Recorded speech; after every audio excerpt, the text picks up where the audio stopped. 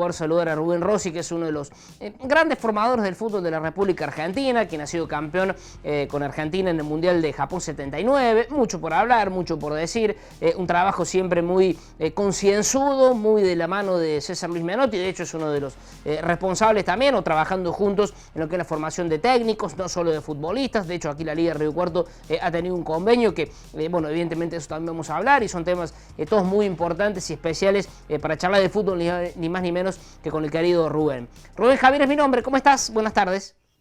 ¿Qué tal, Javier? Muy amable por tus palabras, un poco estridentes, pero bueno, la verdad que muy contento de poder hablar con ustedes. No, por favor, es así, Rubén, y creo que lo sentimos de esa manera. Lo primero que te pregunto es, bueno, ¿cómo transitar la profesión en este tiempo tan difícil? Recién decía, parece que no podemos hablar de otra cosa, pero se nos mete la cuestión pandémica al medio. ¿Cómo lo has vivido? ¿Cómo lo transitas? ¿Cómo es un poco el día a día? Bueno, me pasa como a todo el mundo, es muy difícil porque nosotros todos somos personas, necesitamos del afecto, del cariño, del abrazo, de la caricia, de la permanente comunicación, y no poder hacerlo indudablemente nos distancia unos con otros y nos quita hasta en cierto punto, yo diría, esa humanidad tan importante que necesitamos. Desde el punto de vista profesional, bueno, yo muchas de mis actividades las desarrollo vía online. No en la Universidad Nacional del Litoral donde trabajo o en el Club ENUR que asesoro, que bueno, ahora se han restringido las actividades también, y bueno, uno lo lleva a muchos lugares este tipo de cuestiones. A mí personalmente me involucra mucho más en la lectura, en seguir aprendiendo, en todo lo que haga el crecimiento personal, y bueno, tratar a través de Internet, que es la vía de comunicación que todos utilizamos, de poder llegar a la mayor cantidad de gente para aportarle lo poco o mucho que uno tiene en tantos años de aprender. El aprendizaje del fútbol es permanente y es algo que, no solo del fútbol, de la vida, nadie me va a quitar hasta el último día de mi vida. Seguro. En ese contexto, Rubén, bueno, estás muy vinculado también a lo que pasa en el extranjero, y te quiero preguntar, no sé si es comparando la pregunta, porque a lo mejor sea muy odioso así plantearlo y hasta de una respuesta extensísima, pero en líneas generales, el momento de la Argentina hoy, comparado, pienso España, pienso, bueno, las grandes ligas del mundo, las grandes escuelas de fútbol del mundo, ¿cómo estamos en ese presente que podemos, bueno, cotejarlo con lo que pasa en el viejo mundo? Y bueno, estamos en una situación muy compleja, ¿no es cierto? Muy difícil. Nosotros geográficamente estamos muy apartados también de todo. Pero bueno, uno que tiene la posibilidad, yo te voy a comentar algo que a mí me llena terriblemente de orgullo. Yo mañana voy a estar dando una conferencia, fui convocado a dar una conferencia a la Masía, a los entrenadores del Fútbol Club Sí, sí. Barcelona. E indudablemente yo en ese intercambio voy a hacer hincapié en lo mismo, en el ADN del fútbol argentino. Yo siempre lo digo, lo he dicho en Conmebol, donde soy instructor y editor de los manuales que saca Conmebol. Yo he dicho, hay algo que es incomprensible, Javier. Si usted se pone a pensarlo un segundo, va a decir que no puede suceder, pero póngase a pensar que en la historia hay 5 coronas indiscutibles en el fútbol del mundo, a través de la historia. Hay 5 coronas que nadie puede discutir. Cada uno los ubicará como quiere, que son Alfredo Di Stéfano, Pelé, Johan Cruyff, Maradona y Messi. De esas 5 coronas indiscutibles, 4 son sudamericanas, y de las 4, 3 son argentinas. Y el modelo a seguir siempre es foráneo. ¿A usted le parece lógico eso? ¿Le parece coherente? Para Entonces, nada, lo que para nada. nosotros tenemos que hacer es refugiarnos un poco en nuestras raíces, mirarnos un poco para adentro y tratar de encontrar ese escenario, esa escenografía, ese clima, ese entorno que permitía que los niños primero aprendan a jugar a la pelota, para después ver cuál de ellos puede convertir esa inteligencia lúdica en talento futbolístico. Lamentablemente, debido a muchos factores, hoy mucho no está sucediendo, porque prácticamente en el fútbol argentino la gambeta es un recurso, si no extinguido, en vías de extinción. Totalmente, totalmente. Y pensaba, Rubén, porque, bueno, como santafesino, estando en unos lugares más ricos de la Argentina, y económicamente más rico y futbolísticamente también, todo lo que es esa zona de centro-sur centro-sur de la provincia de Santa Fe, provincia de Córdoba, la gran masa de lo que es la provincia de Buenos Aires, quizá un mundo similar, pero con otras connotaciones, el conurbano y capital, pero ¿cómo estamos de recursos humanos, al menos en esta zona que es tan talentosa, en los pueblos, en las grandes ciudades, bueno, en todo prácticamente lo que es el mapa planteado? ¿Eso sigue estando? ¿La materia prima sigue estando? Bueno, Javier, yo siempre lo he dicho, lo sigo sosteniendo y lo he vivido a través de tantos años trabajando en el fútbol infanto-juvenil, que es a lo único que me he dedicado, que la provincia de Córdoba, la provincia de Santa Fe y la provincia de Buenos Aires, por lo que usted explicó de la densidad de población y demás, componen una de las canteras futbolísticas más importantes del mundo. Yo creo en la actualidad que la influencia que hemos tenido de los adultos en el juego del niño no lo ha beneficiado, no ha permitido que ese chico desarrolle la espontaneidad, la imaginación, eso que era tan propio nuestro, porque nosotros al fútbol infantil le hemos planteado desde un inicio una serie de objetivos. Ya en la actividad que uno desarrolla, es imposible que un formador llegue, o un ayudador, como digo yo, llegue a un entrenamiento del fútbol con niños sin objetivos previstos. Cuando uno prevé objetivos, no permite que se desarrolle el talento en su conjunto. Entonces, cuanto más se involucra el adulto con objetivos, con órdenes, con directivas, con esa hiperresponsabilidad que le queremos transmitir a los niños cuando ellos lo único que tienen que hacer es jugar, lo único que estamos haciendo, estamos cercenando la creatividad. Yo digo, hay que desarrollar hábitos, pero no hábitos rutinarios, hábitos creativos. Y esos hábitos, ustedes tienen un emblema, una persona que participó de alguna manera en mi último libro, alguien que defiende, no lo quiero comprometer conmigo, pero tiene un pensamiento muy parecido, que es Pablito Aimar, y seguimos bregando cada uno de su lugar para que le devolvamos el juego a los niños. Única forma de que después tengamos jugadores talentosos, creativos, como lo fue él, como lo fue Ortega de Jujuy, como lo fue Maradona, que nació en esquina Corrientes, y tantos jugadores que le ha brindado esa escuela sin maestros que era el Potrero, no solo al fútbol argentino, sino al fútbol a nivel mundial. Pareciera que te adelantabas, Rubén, de lo que te iba a preguntar, porque te iba a preguntar justamente por Pablo. Te pregunto por Pablo y te pregunto por Placenti, por Bocho Batista y por todos los que están trabajando hoy en la selección. ¿Cómo ves esta nueva era en el fútbol formativo, digamos, ese salto del jugador al jugador profesional? ¿Cómo estás viendo ese trabajo? Bueno, yo creo que me voy a referir más que nada porque he tenido algún tipo de relación más con Pablito Aimar y con Diego Placente. Yo creo que son un soplo de aire puro, algo que a todos nos ilusiona, por lo que transmiten desde el juego y por los valores que transmiten. Porque acá nos hemos ido para un lugar donde le hemos hecho creer a los niños y a los padres que lo único importante, que lo único que vale la pena, que el único objetivo a perseguir es el triunfo deportivo. Y como siempre he sostenido, le puedo demostrar a cualquiera con nombres propios que ganar en divisiones inferiores y formar no van de la mano, no tiene nada que ver. Es mucho más fácil ganar que formar. Entonces yo creo que Pablo Aimar y Diego Placente representan un poco toda esa corriente, toda esa idea. Ellos son el Potrero en carne viva. Y tienen un concepto y una convicción y una capacidad de llevar adelante lo que piensan que a mí realmente me pone muy feliz. Espero que le den el tiempo, las posibilidades y los recursos para poder estar, el lapso prudencial para poder llevar adelante toda esta idea y que se pueda amalgamar en el fútbol argentino, aunque a fuerza de ser sinceros, ya ellos no tienen gran responsabilidad, porque ellos van a tomar lo que haya en el fútbol argentino. Y si no cambiamos esta historia del ganar como sea, del que no nos importa nada, de buscar el tercer hombre en el fútbol infantil, de los sistemas tácticos, de los objetivos y de todo ese tipo de cuestiones, cada vez le va a ser más difícil encontrar ese tipo de futbolistas que ellos tanto les gusta, tanto reclaman, necesitan para poder jerarquizarse a nivel mundial. Seguro.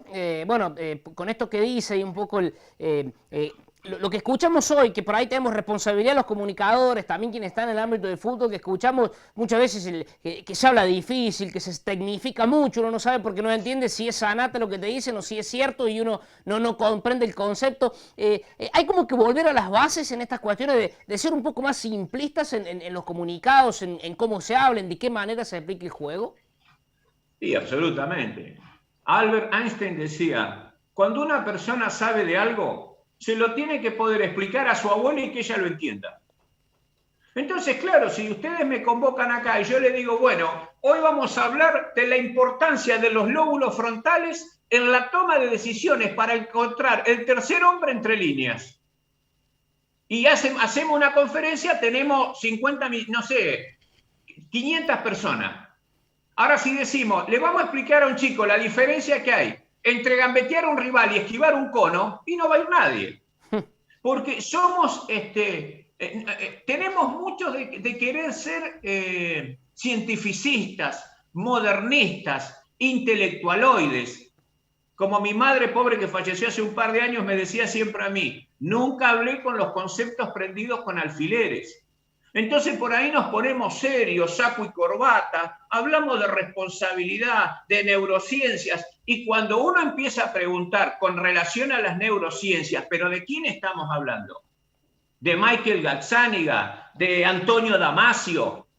No sé, ¿de quién hablamos? ¿De Joaquín Fuster? ¿O estamos diciendo cualquier estupidez como un día a mí, y perdón Javier si me extiendo, no, dale. Que me mostraron un entrenamiento neurotécnico? ¿Sabe cómo era un entrenamiento neurotécnico que me mostraron a mí? ¿Cómo era? Un chico salía, le daba un pase al entrenador, se la devolvía, pateaba al arco, y había dos conos, uno rojo a la derecha y uno verde a la izquierda. Entonces, si el entrenador gritaba rojo, corría a un lado, y si gritaba verde, corría al otro. Ese era el entrenamiento neurotécnico.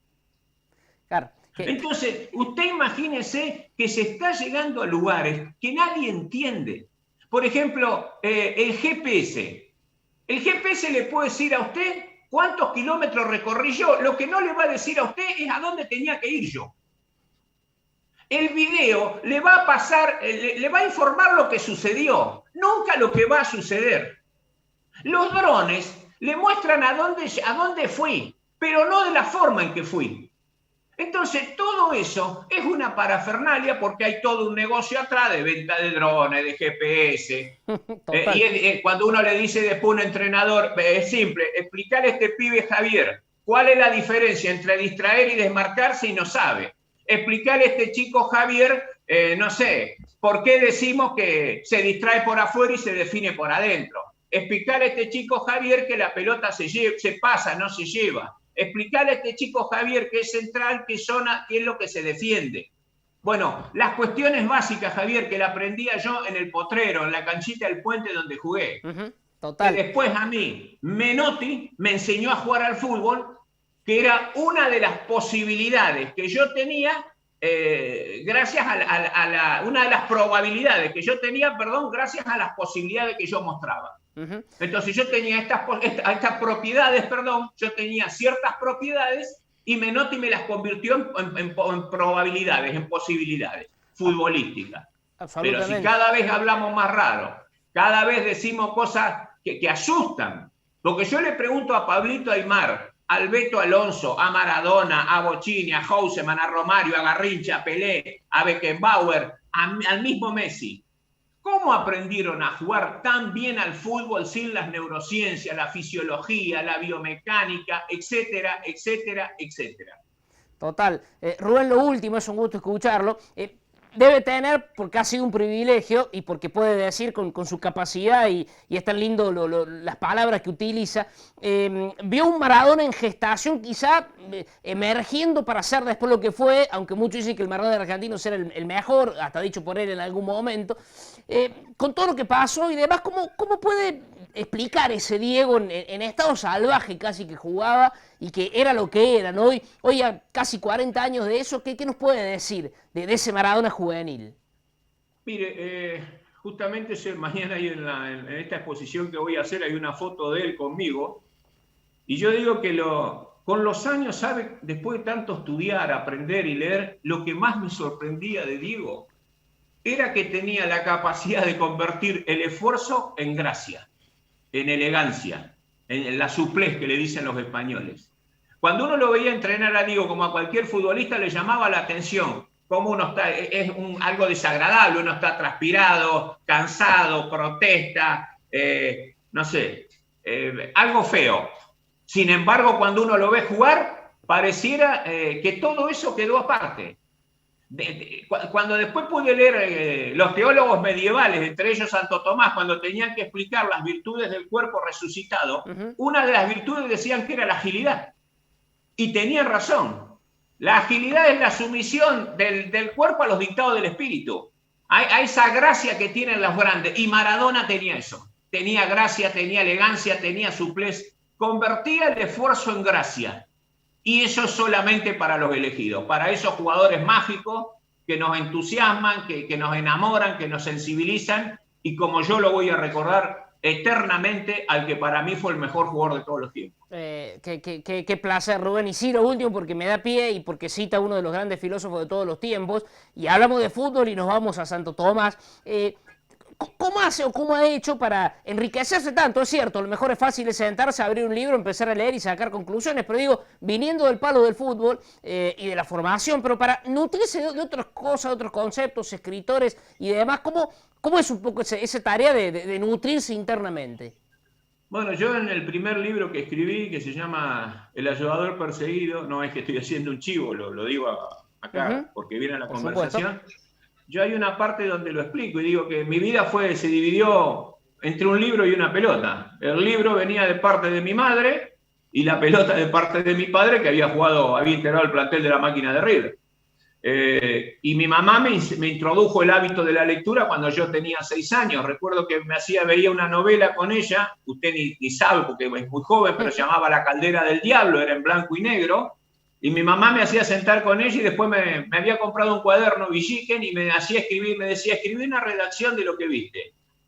Y bueno, y siempre me alentó la lectura, mi familia, y a mí siempre me ha apasionado leer porque siempre me gustó pensar por mi cabeza.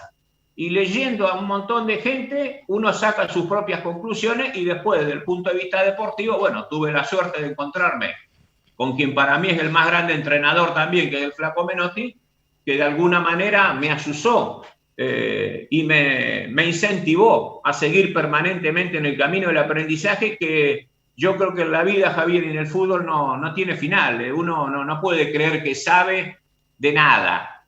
Yo tengo terribles dudas y trato de sacármela todos los días, pero a veces nadie me las puede refutar, como cuando yo digo, usted se lo imagina a Maradona en Fiorito, o a Teve en Fuerte Apache, o a Romario en las favelas de Brasil, esquivando conos para aprender a gambetear, o haciendo trabajo de conducción de un cono al otro, y sin embargo fueron maravillosos. Qué grande, Rubén, qué gusto escucharlo. La verdad que podremos estar horas hablando de fútbol y de la vida, pero el programa transcurre y tenemos un montón de cosas para dar, así que agradecidos recontra de corazón, felicitarlo por todo lo que hacen, a romperla allí con los catalanes mañana, y bueno, gran abrazo, gracias por su tiempo. No, muchísimas gracias a usted por permitirme llegar a toda la gente de Río Cuarto, y ahí tuve un amigo, porque ahora hace rato que no lo veo, que es el Flaco Pitarch, el cual trabajó conmigo en mi época de River Plate, a quien quiero muchísimo. Así que un abrazo para toda su familia también. Bueno, abrazo, Rubén, gracias. Muy amable, gracias. Un fenómeno, Rubén Rossi. Es fútbol y es mucho más que fútbol, y me parece que eso tratamos de apuntar siempre. No solo son tipos centro de la cancha haciendo una actividad, fútbol, básquet, rugby, vóley, handball, atletismo, lo que sea, sino que hay mucho más detrás, y creo que esa es la importancia que el deporte como hilo conductor tiene, y Rubén Rossi en el claro rol de absoluto formador, realmente menotista, de toda la vida, lo dijo, trabajan juntos, así que con un gusto que nos dimos en este programa. Se ha pasado volando y 36 y no hicimos la pausa, así que rápido vendemos, ya venimos.